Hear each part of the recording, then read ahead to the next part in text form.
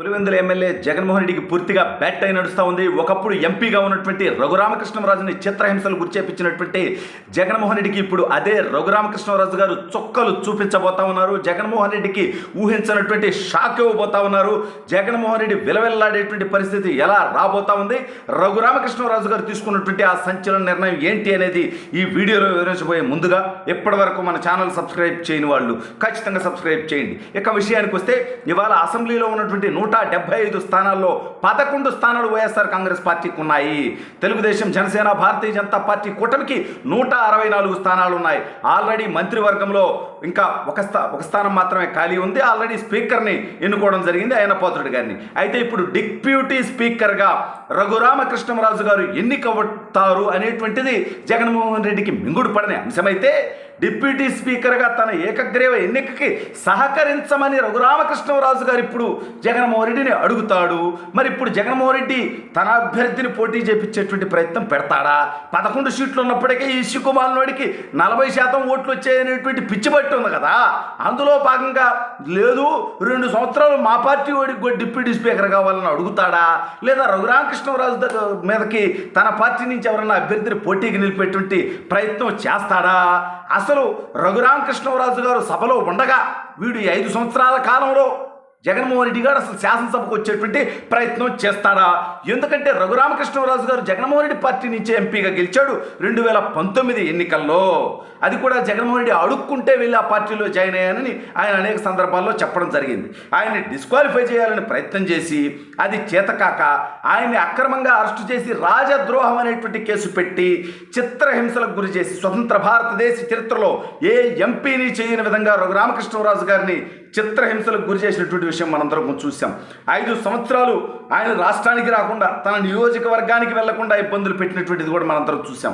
అక్రమ కేసులు పెట్టడం, ఎస్సీ ఎస్టీ కేసులు పెట్టడం, జగన్మోహన్ రెడ్డి తప్పుల్ని సరిచేసుకోమని చెప్పినందుకు అవి సరిచేసుకోకపోగా చెప్పినందుకు ఆయన మీద, అలాగే చెబుతున్నందుకు నా మీద, అనేక మంది తెలుగుదేశం పార్టీ, జనసేన, బీజేపీ నాయకుల మీద కేసులు పెట్టినందుకు ప్రజలు చెప్పుతో కొడితే జగన్మోహన్ రెడ్డికి 11 సీట్లు వచ్చాయి. అయినా సిగ్గు లేకుండా నాకు ప్రతిపక్ష నేత హోదా కావాలి, అది ఇస్తేనే నేను శాసనసభకు వస్తానని అడుక్కుంటూ ఉన్నాడు. ఇక్కడ పని అవ్వట్లేదని కోర్టుకు పోయాడు. కోర్టు కూడా చెప్పుతోనే కొడుతుంది కదా. రాష్ట్ర ప్రజలు ఆలోచించాల్సింది జగన్మోహన్ రెడ్డి మీద కక్షతో ఈ పని చేయట్లా. వాళ్ళకి ప్రతిపక్ష నేతకు కావాల్సినటువంటి ప్రతిపక్ష హోదాకి కావాల్సినటువంటి సీట్లు రాల. కేంద్రంలో 2014 ఎన్నికల్లో కాంగ్రెస్ పార్టీకి 44 సీట్లు వచ్చాయి, ప్రతిపక్ష హోదా రాలా. కేంద్రంలో మళ్ళీ 19 ఎన్నికల్లో 51 సీట్లే వచ్చాయి కాంగ్రెస్ పార్టీకి. అంటే మినిమం 55 స్థానాలు, లోక్సభ స్థానాలు వస్తేనే ఆ పార్టీ ప్రతిపక్ష హోదా అందుకుంటుంది. అందుకని 2014లో 19లో లోక్సభలో, భారత లోక్సభలో అధికారికమైనటువంటి ప్రతిపక్షం లేదు. ఇప్పుడు కాంగ్రెస్ పార్టీకి 100 సీట్లు దాకా వచ్చాయి కాబట్టి ఇప్పుడు కాంగ్రెస్ పార్టీ తరపు నుంచి రాహుల్ గాంధీ గారు ప్రతిపక్ష నేతగా ఎన్నికవడం జరిగింది. ఇదంతా ఈ రాష్ట్ర ప్రజలకి తెలియదా? జగన్మోహన్ రెడ్డికి తెలియదా? అయినా వీడు మసిపూసి మారేడుకాయ చేయటం కోసం, ప్రజల్ని మోసం చేయటం కోసం, అంటే ఈ ఆంధ్ర రాష్ట్ర ప్రజలు గొర్రెలని అనుకోవడానికి కూడా ఒక కారణం ఉంది. నేను ఇంత దుర్మార్గ, అరాచక, నికృష్ట, దౌర్భాగ్య, అవినీతి పరిపాలన చేసిన 39% కుల గొర్రెలు, మత గొర్రెలు, కొన్ని వాళ్ళ గ్రామాల్లో ఉన్నటువంటి స్థానిక పరిస్థితుల నేపథ్యంలో నాకు సహకరించారు. 39% ఓట్లు వచ్చాయి. కాబట్టి రాష్ట్రంలో ఉన్నది గొర్రెలే, నేను చెప్పేది నమ్ముతాయి. ఈ దేశంలో ఏం జరిగిందో, ఇతర రాష్ట్రాల్లో ఏం జరిగిందో పట్టించుకోరు అనేటువంటిది వీడి అహంకారం. ఇప్పుడు ఢిల్లీ ఉంది, అక్కడ కేజ్రీవాల్ గారి పార్టీకి దాదాపు 67 స్థానాలు వచ్చాయి, 70 స్థానాలకు గాను. భారతీయ జనతా పార్టీకి 3 స్థానాలే వచ్చాయి, కాంగ్రెస్ పార్టీకి 0 సీట్లు. మరి 3 సీట్లు వచ్చినటువంటి కాంగ్రెస్ పార్టీకి, భారతీయ జనతా పార్టీకి అక్కడ ప్రతిపక్ష నేత హోదా ఇచ్చారా? ఇవ్వలేదే. స్వయంగా భారత పార్లమెంటులో 2014 నుంచి 24 వరకు ప్రతిపక్ష నేతే లేడు, ప్రధాన ప్రతిపక్ష నేత.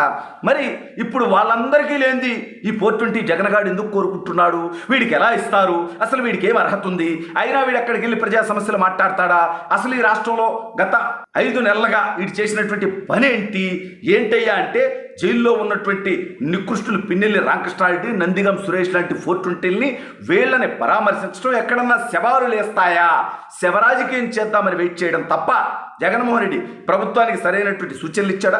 విజయవాడ వరదలకు నేను ₹1 విరాళం ఇస్తున్నా అన్నాడు. అది ఎక్కడిచ్చాడో ఎవరికి తెలియదు. ఇక వీడి భాగవతం వైజాగ్లో దాదాపు ₹600 కోట్లతో వీడు కట్టినటువంటి ప్యాలెస్ ఇవాళ రాష్ట్ర ప్రజలందరూ చూస్తూ ఉన్నారు. ఇక వీడు తాడేపల్లిలో ప్యాలెస్ వేసుకున్నటువంటి ఇనప ఫెన్సింగ్ బహుశా భారతదేశ చరిత్రలో ఎవరు వేసుకోవాలా అంటే వీడు చేసినటువంటి సైకో పనులకి ప్రజలు తిరగబడతారు, చెప్పులతో కొడతారు, రాళ్లతో కొడతారు అనేటువంటి భయంతో వీడి ఇంటి చుట్టూ వేసుకున్నటువంటి ఇనప ఫెన్సింగ్కి కోట్లాది రూపాయలు ఆంధ్ర రాష్ట్ర ప్రజల సంపదని వీడు దుర్వినియోగం చేసినటువంటి విషయం కూడా రాష్ట్ర ప్రజలు గమనించాల్సినటువంటి అవసరం ఉంది.